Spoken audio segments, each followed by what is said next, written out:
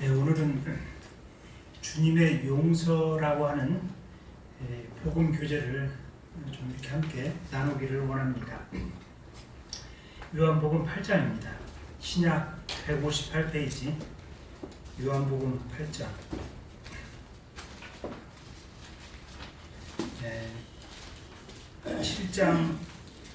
7장 53절부터 읽겠습니다. 7장 53절부터 오늘 본문의 내용은 8장 11절까지가 되겠습니다.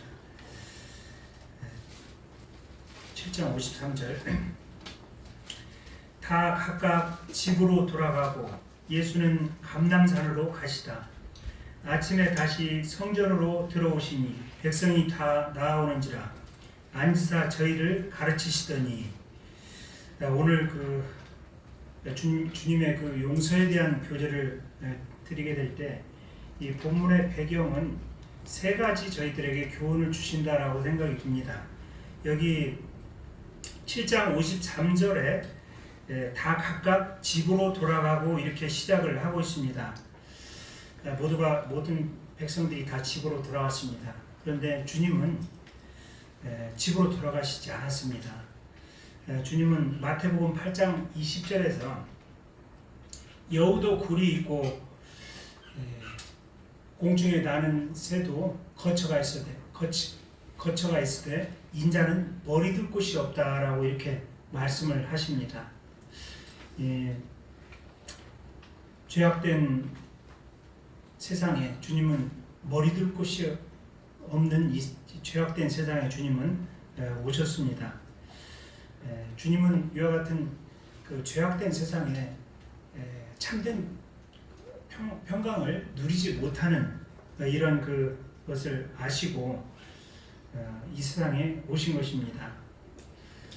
저희 모든 인생들이 하나님을 떠난 모든 인생들에게 참된 평화는 사실은 없습니다.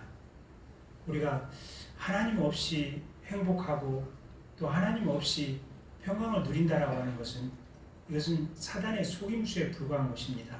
진정한 평화는 거기에 없다라고 하는 것입니다. 그래서 우리가 이 복음을 듣기 위해서는 가장 먼저 이런 우리 인생의 근본적인 문제, 내가 어디에서 와서 어디에 있고 어디로 가는지 이 근본적인 문제에 대한 질문이 있어야 된다라고 생각이 됩니다. 그 삶의 근본적인 질문에 대한 문제는 죄 문제입니다.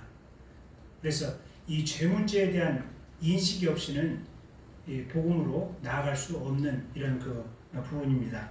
주님께서 이렇게 여우도 굴이 있고 공중에 나는 새도 거처가 있으되 인자는 머리둘 곳이 없다라고 말씀하신 그 이유를 우리가 깊이 묵상을 해볼 필요가 있습니다.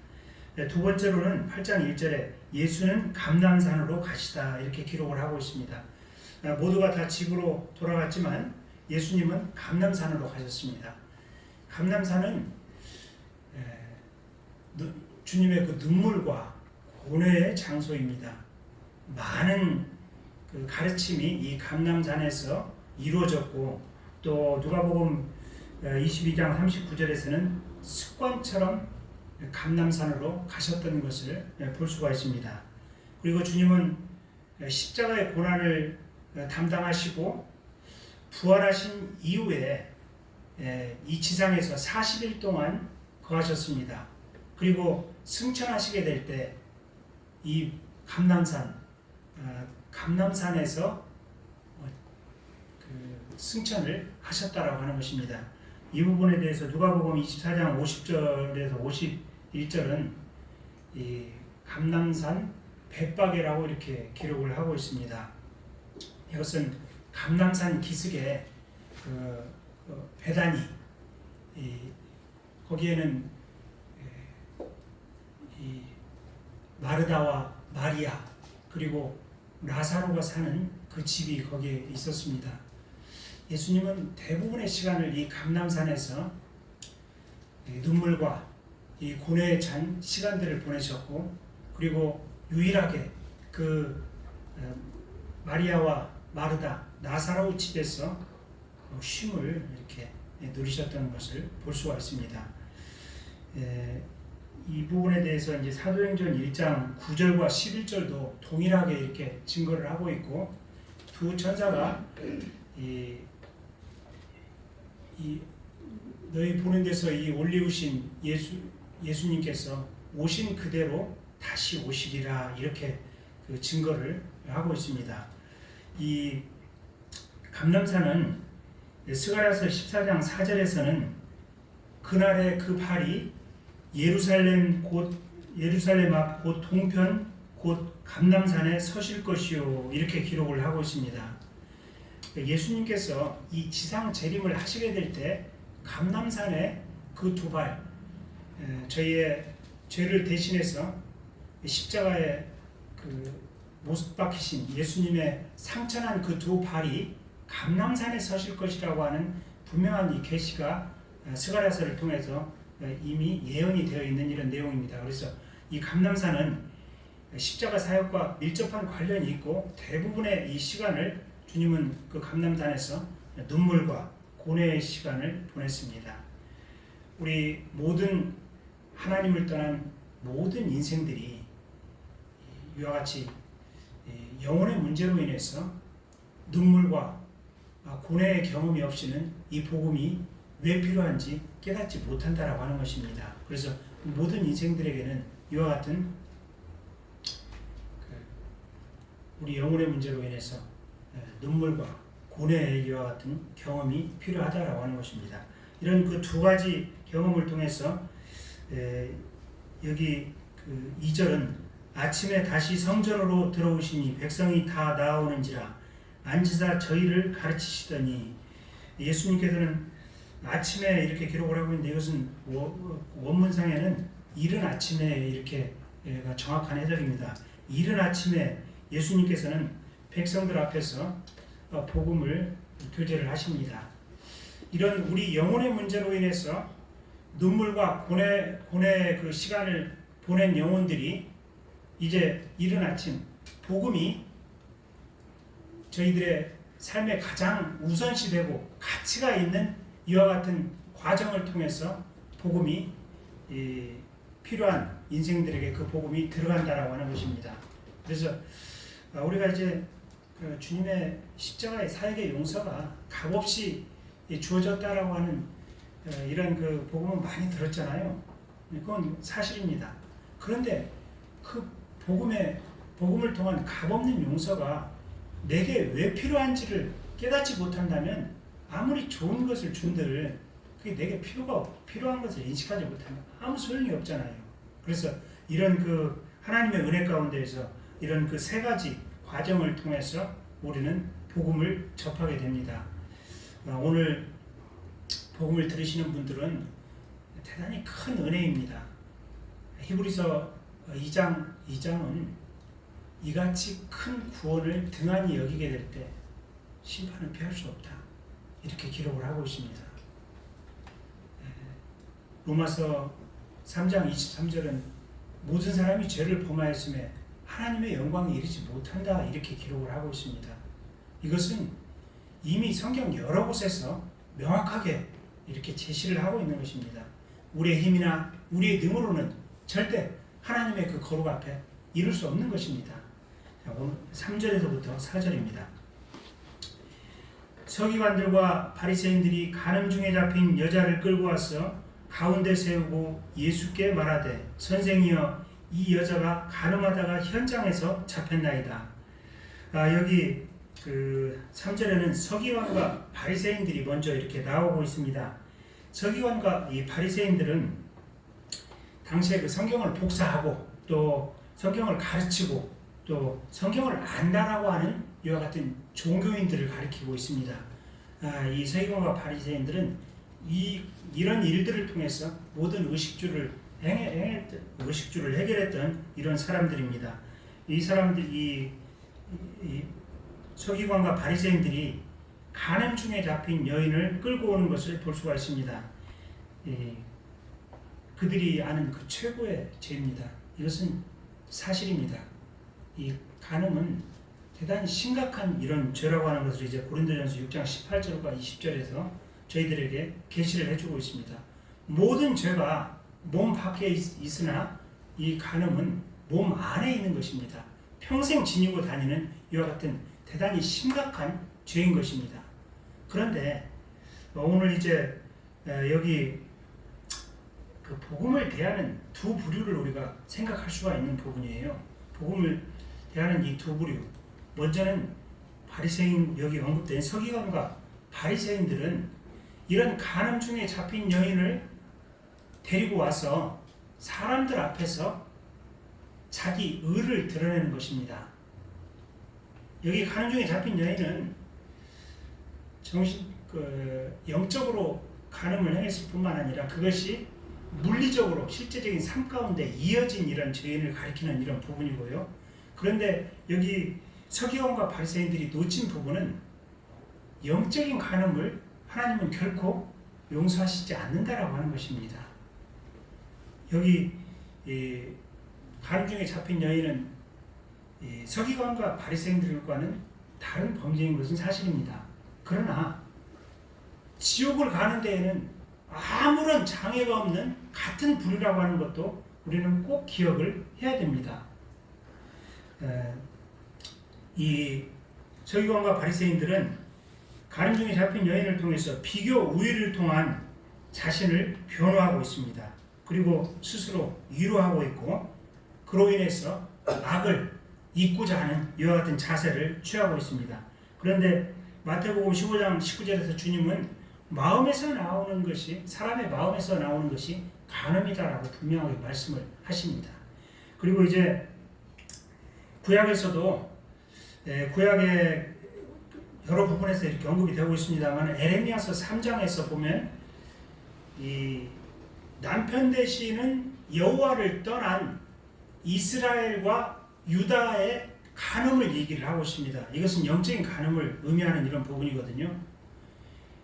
남편 대신 하나님을 떠난 이스라엘과 유다 백성들에 대해서 성경은 간음이다 이렇게 규정을 하고 있다라고 하는 것입니다. 그래서 이 성경을 많이 안다라고 하는 서기관과 바리새인들이 현장에서 잡힌 간음 중에 잡힌 여인을 데리고 이렇게 그 주님 앞에 나와서 자신의 의를 드러내고 있지만 실상은 구약에 대한 이해 부족인 것을 알 수가 있는 이런 부분입니다.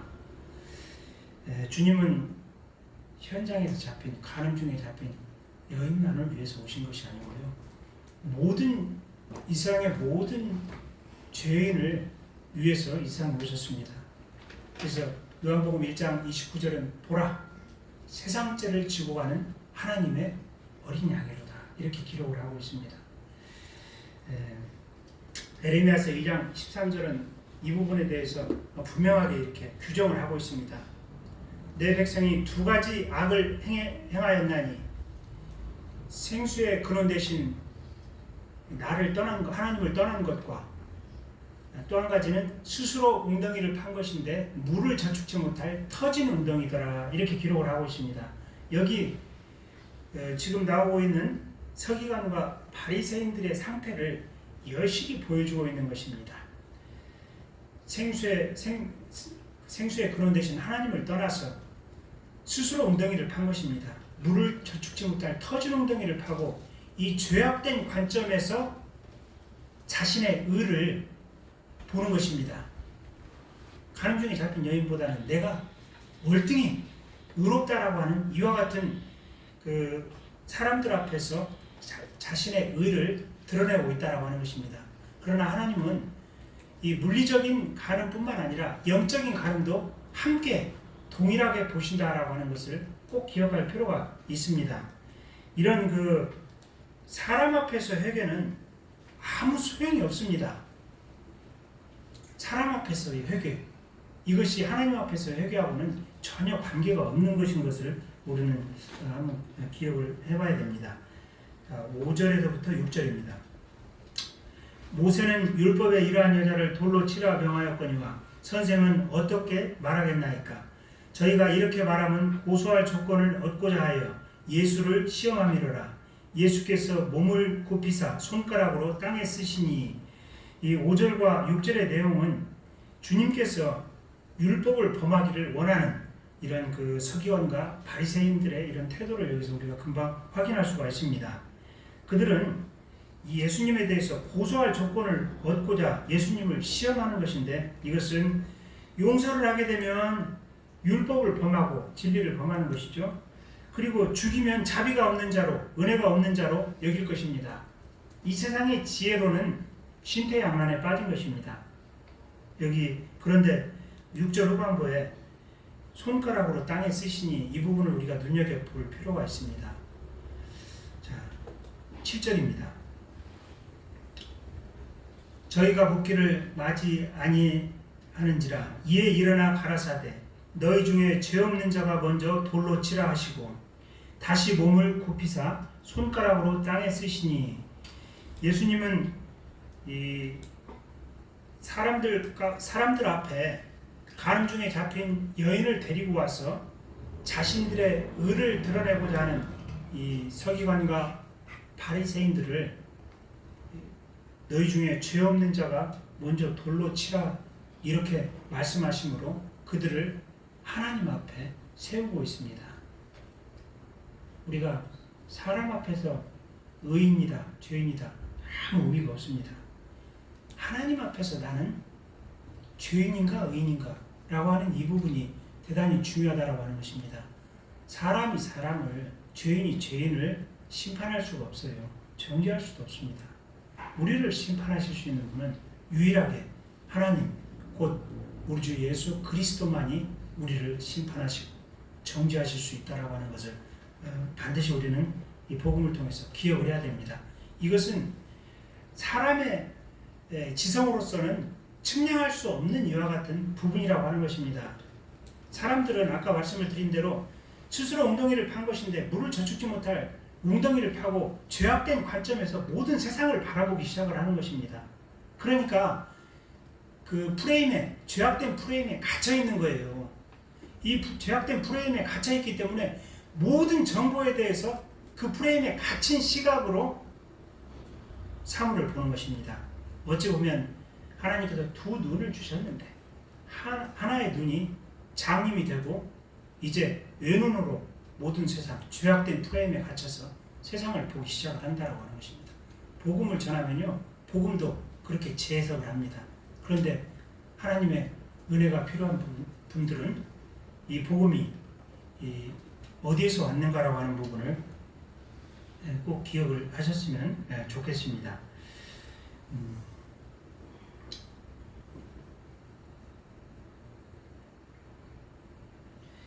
8절에 보게 되면은 다시 몸을 굽히사 손가락으로 땅에 쓰시니 이렇게 기록을 하고 있어요. 여기 6절에서도 손가락으로 땅에 쓰시니 6절 후반부에 이렇게 동일하게 기록을 하고 있습니다. 자, 아까 제가 말씀을 드린 대로 이 율법을 용서를 하게 되면 율법을 범하고 죽이면 자비가 없는 자로, 은혜가 없는 자로 손가락질을 받게 되는 이런 진퇴양난의 이 세상의 지혜로는 해결할 수 없는 이 문제 앞에서 주님은 손가락으로 땅에 쓰십니다. 여기 시편 8편 3절에는 찾지는 않겠습니다. 주의 손가락으로 지으신 주의 하늘과 이렇게 기록을 하고 있습니다. 이 주님의 손가락으로 이 하늘을 지으셨습니다. 그리고 그 동일한 손가락으로 지금 땅에 쓰고 계십니다. 이것은 하늘의 지혜가, 이 지상에 존재하지 않는 하늘의 지혜가 땅에 적용된 것을 명확하게 말씀을 하고 있는 이와 같은 부분입니다. 복음은 이 땅에 기초하고 있지 않습니다.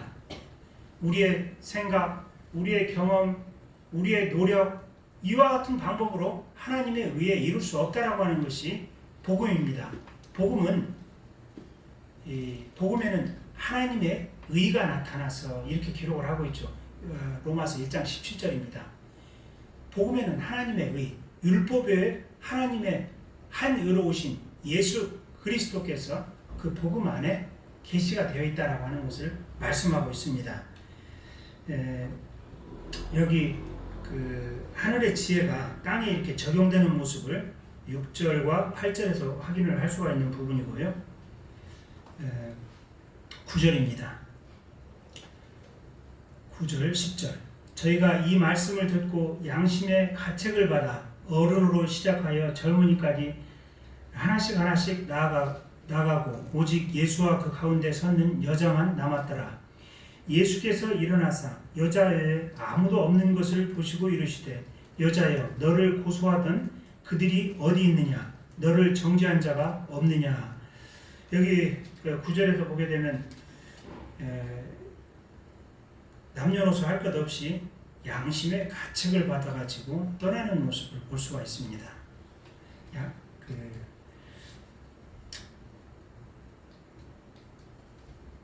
양심의 가책을 받았다. 저는 여기 이 9절과 10절을 통해서 여인을 고발한 사람들이 양심의 그 가책으로 모두 떠나고 주님과 여자만 남아있는 부분을 여기서 이제 확인할 수가 있고요. 죄인이 죄인을 정죄할 수 없습니다. 아까 말씀을 드린 대로 죄인을 정죄하실 수 있는 분은 오직 죄 없으신 예수 그리스도만이 우리를 정죄하실 수 있습니다. 사단에게 속으면 안 됩니다. 유일하게 주님만이 우리를 정죄하실 수 있는 이런 부분이죠. 그리고 또 한 가지는 여기에서 양심의 가책이라고 하는 부분입니다. 양심의 가책은 여러 번 말씀을 드렸습니다만 사람마다 이 양심의 가책의 척도는 각기 다르다라고 하는 것입니다. 양심이 올바로 적용이 되려면 하나님 말씀이 그 양심에 비춰져야 된다라고 하는 것입니다. 한 부분을 조금 찾고 오도록 하겠습니다. 왜 이 양심 부분을 우리가 인식할 필요가 있냐면요. 마태복음 26장입니다. 복음을 들으시는 분들 중에도 이 부분이 하나님 말씀의 기초에서 이런 회개가 이루어져야 된다라고 하는 것입니다. 내 기준으로 사람의 원래 그 양심에 있는 그냥 양심의 기준이라고 하면 이것은 언제든지 흔들릴 수 있고 오늘은 기다 내일은 아니다 이런 얘기를 하는 것입니다. 마태복음 26장 75절에 보면 이렇게 기록을 하고 있습니다. 신약 48페이지.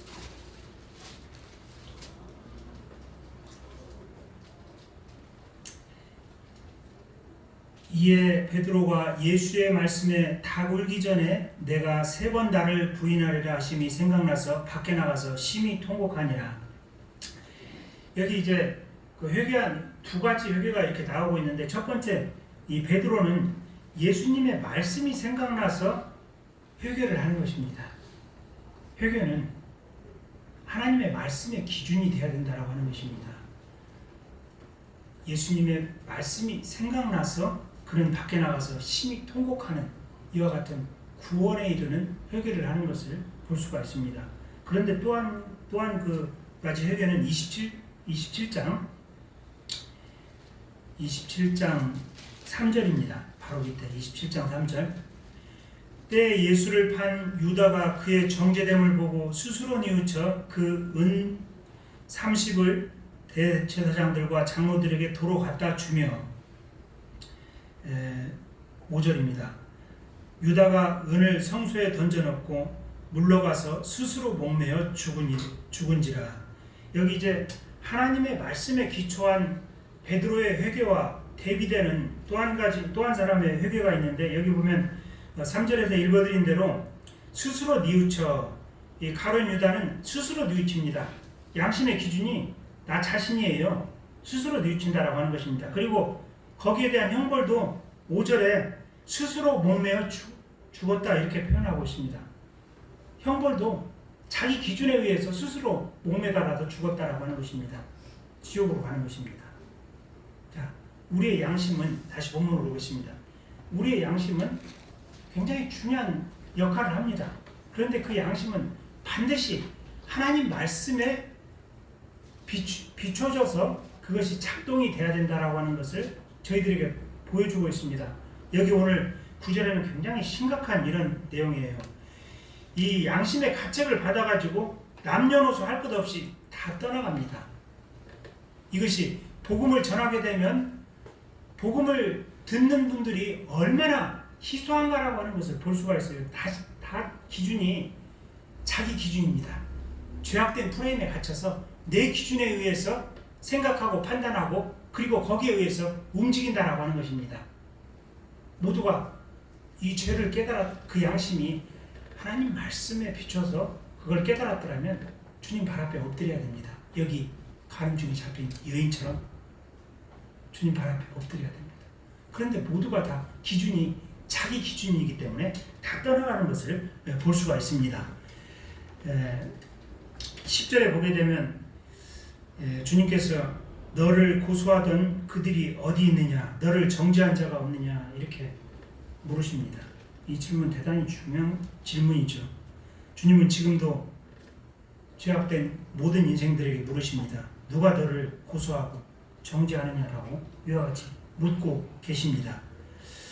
이 사람이나 또 사람의 어떤 사상, 생각, 철학 이와 같은 부분으로 인해서 나 자신을 정죄하고 거기에 의해서 의롭다함을 얻으려고 하는 것은 사단의 속임수입니다. 그것은 절대 천국에 갈 수 없습니다. 천국에 가는 것은 분명한 기준이 제시가 되어 있다고 하는 것입니다. 성경은 저자 되시는 분이 하나님이십니다. 하나님께서 이 성경을 쓰실 때에는 분명한 주제를 가지고 이 성경을 쓰셨습니다. 창세기부터 계시록까지 성경의 주제 되시는 분은 예수 그리스도십니다. 그리고 이 예수 그리스도를 통해서 땅에 기초한 복음이 아니라 그 손가락으로 땅에 쓰신 하늘의 하나님의 지혜가 이 땅에 적용되는 이 땅에 기초한 복음이 아니라 하늘에 기초한 복음이 저희들의 생애 가운데 적용이 돼야 된다라고 하는 것을 보여주고 있습니다. 여기 오늘 제가 교재를 드리면서 꼭 그 복음을 들으시는 분들은 이 부분을 꼭 기억을 하셔야 됩니다. 나는 과연 복음을 들으면서 사람 앞에 섰는가? 아니면 죄를 1.1획도 용납하실 수 없는 하나님 앞에 섰는가라고 하는 부분을 꼭 기억을 해야 됩니다. 하나님 앞에 서지 못하면 이 복음의 용서가 내 것이 될 수가 없다라고 하는 것입니다. 그래서 하나님 앞에서 나는 어떤 사람인가? 나는 어디에서 와서 어디에 있고 지금 어디로 가고 있는가? 이 부분을 이렇게 꼭 기억을 하셨으면 좋겠습니다. 11절입니다. 대답하되 주여 없나이다. 예수께서 가라사대 나도 너를 정죄하지 아니하노니 가서 다시는 죄를 범치 말라 하시니라.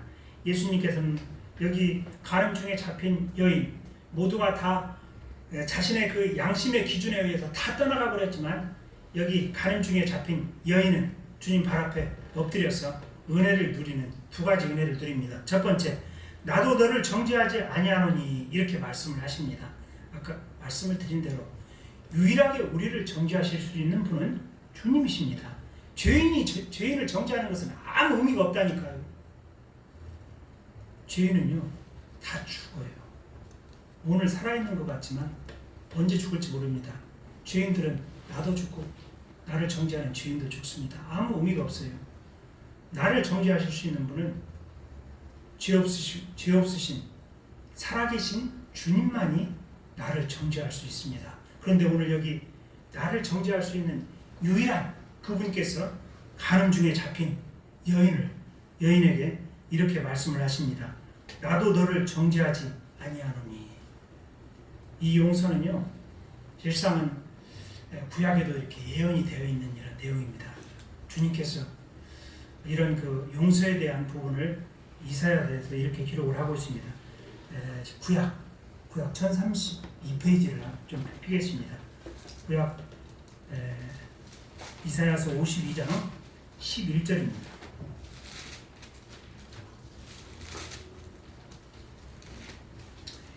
이사야서 52장 13절을 제가 읽어드리겠습니다. 여호와께서 가라사대 보라 내 종이 형통하리니 받들어 높이 들려서 지극히 존귀하게 되리라. 이렇게 기록을 하고 있습니다. 여기 여호와께서 가라사대 보라 내 종, 이 내 종은 예수 그리스도를 가리킨다라고 여러 번 강조를 해서 성도님들이 다 아실 것입니다. 내 종이 예수 그리스도께서 형통하리니 이렇게 기록을 하고 있는데, 그 밑에 보게 되면 지혜롭게 행하리니 이렇게 기록을 하고 있어요. 예수님께서 지혜롭게 행하리니, 받들어 부활로 받들어져서 높이 들려서 승천으로 높이 들려서 즉히 존귀하게 되리라, 하나님 보좌 우편에 쓰신 예수 그리스도를 볼 수가 있습니다. 그러면 어떻게 지혜롭게 행했나라고 하는 부분이 53장 바로 옆에 53장 11절에 이렇게 기록을 하고 있습니다. 주 예수님께서 지혜롭게 행하신 이 사건에 대해서 11절은 53장 11절은 가라사대 그가 자기 영혼에 수고한 것을 보고 만족히 여길 것이라, 나의 의로운 종이 자기 지식으로 많은 사람을 의롭게 하며 또 그들의 죄악을 친히 담당하리라, 이렇게 기록을 하고 있습니다. 주님께서 지혜롭게 십자가 위에서 지혜롭게 행하셨습니다. 이것은 주님께서 손가락으로 땅에 쓰신 하늘의 지혜가 이 지상에 적용된 이와 같은 예를 보여주고 있다라고 하는 것입니다. 하늘의 지혜가 이 지상에 적용이 됐어요. 우리의 사람의 지식으로는 이거 용서하면 율법을 범하고 죽이면 자비, 은혜가 없는 자로 손가락질을 받는 이 피할 수 없는 이와 같은 상황에서 예수님은 하늘의 지혜를 땅에 적용시킵니다. 하늘의 지혜를 땅에 적용시킨 이 사건은 십자가의 구속의 사역입니다. 여기 11절에 그 내용을 보여주고 있습니다. 나의 의로운 종이 자기 지식으로 많은 사람을 의롭게 하며 또 그들의 죄악을 친히 담당하리라. 그들의 죄악을 친히 담당했다. 이 부분은 여기 53장 5절에 잘 나와 있잖아요. 53장 5절. 그가 찔림은 우리의 허물을 인하며 그가 상함은 우리의 죄악을 인함이라. 그가 징계를 받음으로 우리가 평화를 누리고 그가 채찍에 맞음으로 우리가 나음을 입었도다.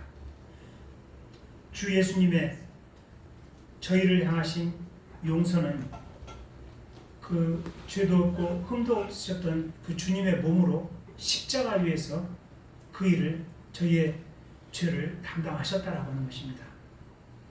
그가 찔림은 우리의 허물을 인하며 그가 상함은 우리의 죄악을 인함이라. 그가 징계를 받음으로 우리가 평화를 누리고 그가 채찍에 맞음으로 우리가 나음을 입었도다. 이렇게 기록을 하고 있습니다. 여기 우리는 나를 가리키는 부분이에요. 복음이 필요한 모든 인생들에게 그가 찔림은 나의 허물을 인하며 이렇게 읽으시면 됩니다. 자, 본문에 그 구약에 이렇게 다시 본문으로 와가지고요. 주님께서는 나도 너를 정죄하지 않는다라고 하는 이와 같은 약속을 이미 이사야서를 통해서 이와 같이 예언이 되어 있는 이런 부분이고요. 요한복음 19장 30절은 이렇게 기록을 하고 있습니다. 요한복음 19장 30절도 중요하니까 한번 이렇게 찾도록 하겠습니다. 신약 182페이지.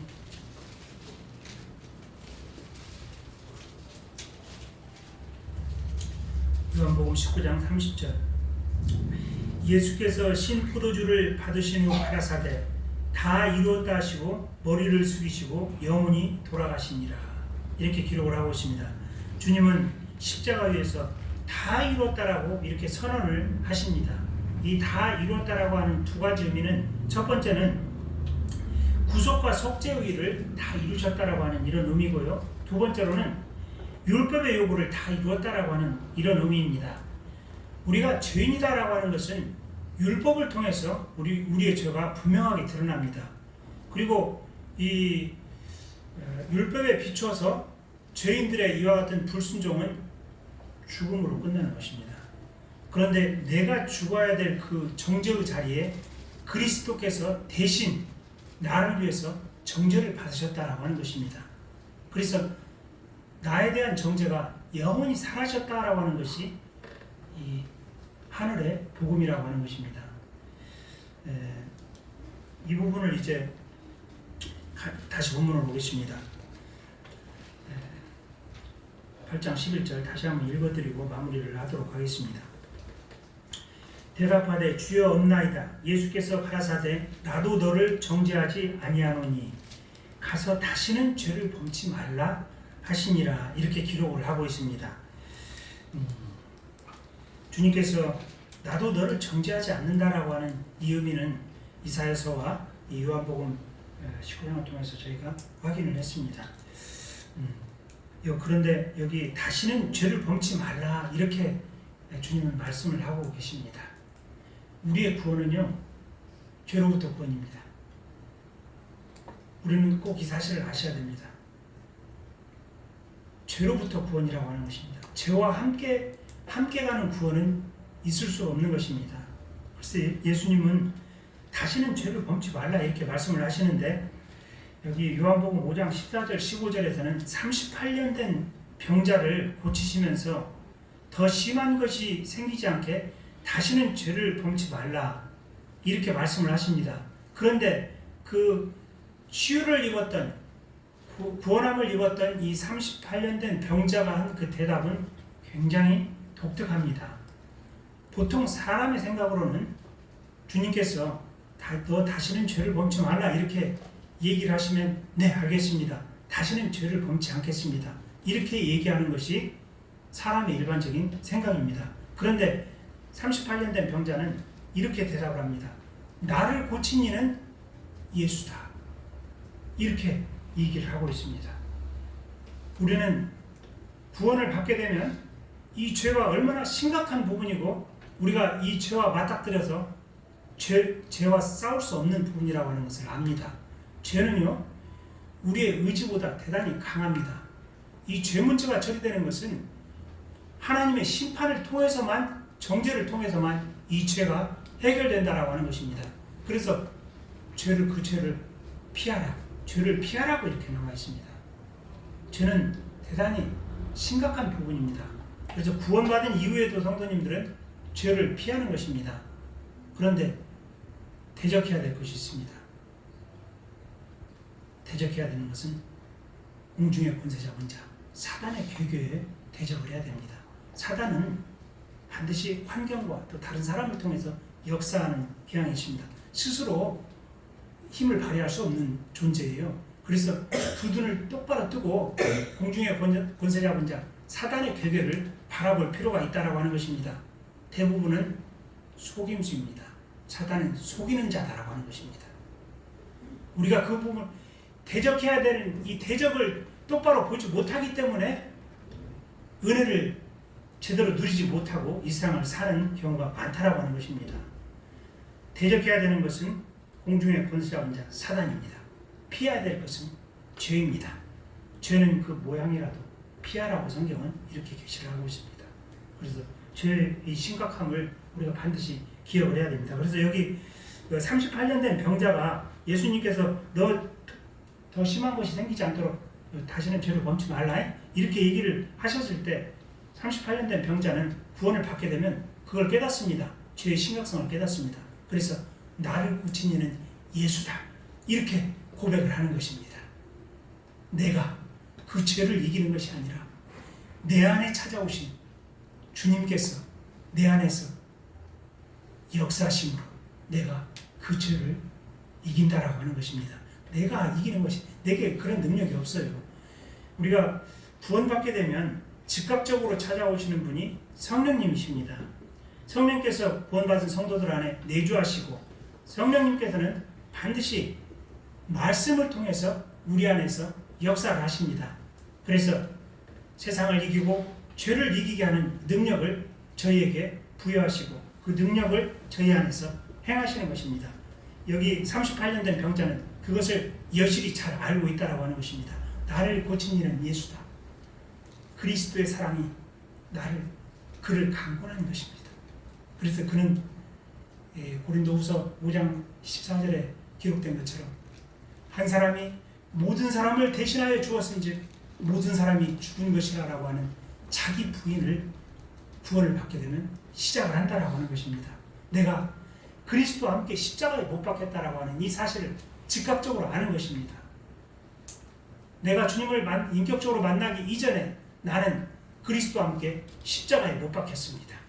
이제 내가 사는 것은 나를 사랑하사 나를 위하여 자기 몸을 버리신 하나님의 아들을 믿는 그 믿음 안에 사는 것입니다. 믿음으로 하나님 안에서 그의 사랑의 강건함으로 끌려서 살아가는 것을 말씀하고 있는 부분입니다. 그래서 우리가 복음을 듣게 되면 복음을 듣고 이것도 제 문제가 나를 괴롭히지 않을까 염려할 필요 없습니다. 그것은 우리를 구원하신 주님께서 우리의 그 이 상 나그네 길에 행하는 모든 근심과 염려도 함께 주님께서 담당을 하셨다라고 하는 것입니다. 이 세상을 믿음으로 살아갈 수 있는 능력도 동일하게 주시지 않겠어요? 구원만 하시고 사는 것은 네 마음대로 살아라 이렇게 하시지는 않는다라고 하는 것입니다. 주님께서는 하나님의 거룩한 성도로 이 세상을 살아갈 수 있도록 그 능력을 함께 주신다라고 하는 것입니다. 우리가 이 부분도 꼭 기억을 해야 됩니다. 그래서 이제 말씀을 마치면서 오늘 그 11절의 이 내용을 아주 잘 표현한 부분이 있어요. 나도 너를 정죄하지 아니하노니 가서 다시는 죄를 범치 말라라고 하는 이와 같은 메시지를 가장 잘 표현한 부분이 로마서 8장입니다. 8장 1절에서부터 4절까지인데요. 찾지는 않겠습니다. 그냥 말씀만 드릴게요. 그러므로 그리스도 예수 안에 있는 자에게는 결코 정죄함이 없나니 이렇게 기록을 하고 있습니다. 예수 그리스도의 십자가의 사역을 믿음으로 구원을 받은 성도들은 예수 그리스도께서 내 죄를 대신해서 십자가 위에서 대신 정죄를 받으셨다라고 하는 이 사실을 기억을 하는 것입니다. 내가 그리스도와 동일시되어 십자가에 못 박혔다라고 하는 사실을 우리는 믿음으로 고백을 하는 것입니다. 그리고 이는 이제 그리스도 예수 안에 있는 생명의 성령의 법이 죄와 사망의 법에서 너를 해방하였습니다. 이렇게 기록을 하고 있습니다. 이제 구원받은 성도들은 더 이상 이 죄와 사망의 법에 거하지 않는 것입니다. 생명의 성령의 법, 곧 사랑의 법 가운데 거하기 시작한다고 하는 것입니다. 이것이 참된 자유를 말씀하고 있는 이런 부분이고요. 계속 이어지는 부분은 율법이 육신이 연약하여 할 수 없는 그것을 하나님은 하시나니 곧 죄를 인하여 그 아들을 죄 있는 육신의 모양으로 보내어 육신의 죄를 정하사 정죄를 가리키는 거예요. 죄를 정죄하셨습니다. 정죄를 통해서 우리를 지배하는 그 죄 문제가 해결이 됐다라고 하는 것입니다. 이제는 율법을 쫓지 않고 그 영을 쫓아 행하는 우리에게 율법의 요구를 이루어지게 하려 하심이니라. 이렇게 성경은 기록을 하고 있다라고 하는 것입니다. 우리는 이제 구원받기 이전에 내 생각, 내 경험, 내 방식대로 살지 않습니다. 하나님께서 성경 말씀을 통해서 계시하신 말씀의 원리를 쫓아서 살아가는 이와 같은 삶의 방식을 그리스도와 함께하는 것입니다. 그때 내 안에 내주하시는 성령께서 나를 위해서 때로 간구하시고 인도하시고 완전한 인격체가 되시는 이 성령께서는 내 안에서 기뻐하시기도 하시고 슬퍼하시기도 하십니다. 기뻐하시는 것은 우리가 말씀을 따라 살아갈 때 성령님께서는 기뻐하십니다. 그 기쁨이 구원받은 성도의 참된 기쁨입니다. 그리고 내 안에 내주하시는 성령께서는 때로는 슬퍼하시기도 하십니다.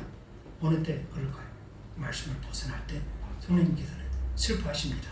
이와 같은 부분들을 우리가 알고 오늘 이 가늠 중에 잡힌 여인, 의롭다고 하는 이 서기관과 바리새인들이 사람 앞에서 자기의 의를 주장했지만 그것은 하나님 앞에서 아무 소용이 없는 것입니다. 그러나 주님은 죄 없는 자 돌로 치라 라고 하시면서 그 모든 죄인들을 하나님 앞에 세우고 있습니다.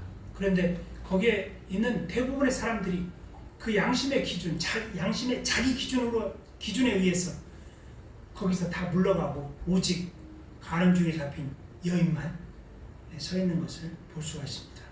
그 여인에게 주님은 나도 너를 정죄하지 않는다라고 하는 주님의 용서가 하나님 앞에 온전히 쓴 간음 중에 잡힌 여인에게 임하는 것을 볼 수가 있습니다. 저희 모두는 간음 중에 잡힌 여인과 같은 그 은혜를 드렸습니다. 오늘 이런 놀라운 은혜를 주신 주님께 감사를 드립니다. 기도하고 마치겠습니다.